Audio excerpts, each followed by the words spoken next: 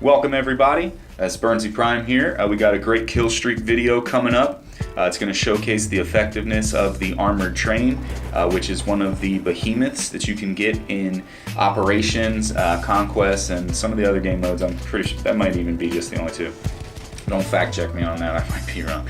But what we're going to do, we're going to spawn in, we're going to take control of the driver's seat, which actually gives you a artillery gun, which is very similar to the mortar or the other long-range guns that you get on the, say, the battleship behemoth there, the big boat. But with that being said too, the train, is powerful as it isn't as strong as it can be if you do not have a scout that is working his ass off.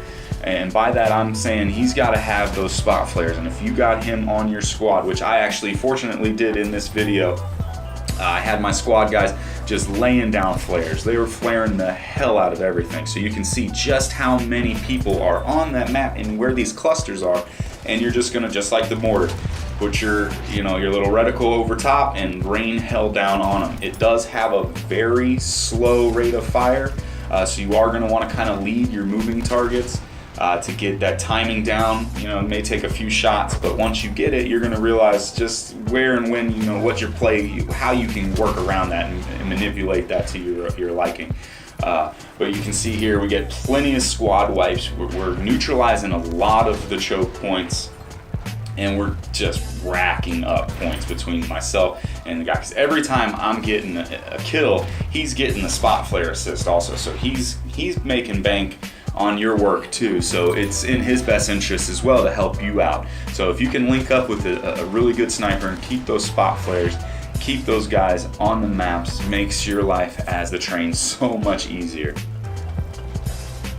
And you will notice too, when you see the counter mortars, you're going to want to try to take out those mortars as well, because they are going to do a lot of damage to you over time if you're not careful. And eventually they do wear us down.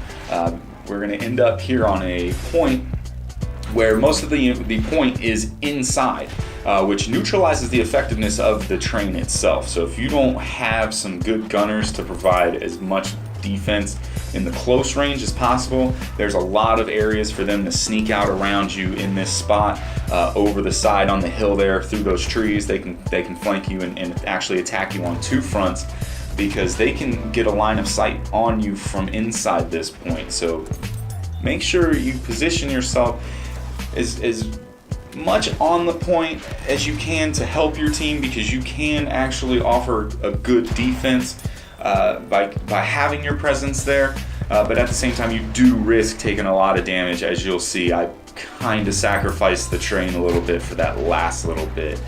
We didn't want to give up that sector that easily. Truth be told, the team was getting ran on in the previous round, so it was getting a little dicey. But you can definitely see, like I said, with well-placed flares, good teamwork, and just practice, you're going to be able to actually rack up some really good kills with this train. It's super effective, especially if you got guys in it that help. Any chance you get to jump in this thing, definitely take it for a ride, because you can go up and down the tracks with it. That's one thing I see a lot of people doing, is they just kind of move to one spot and stay there. Keep yourself mobile as best as possible as well, because you do not want to give your position away too much, or too long rather, because like I said, those mortar guys, they will take up positions around you and sit there and just pick you off.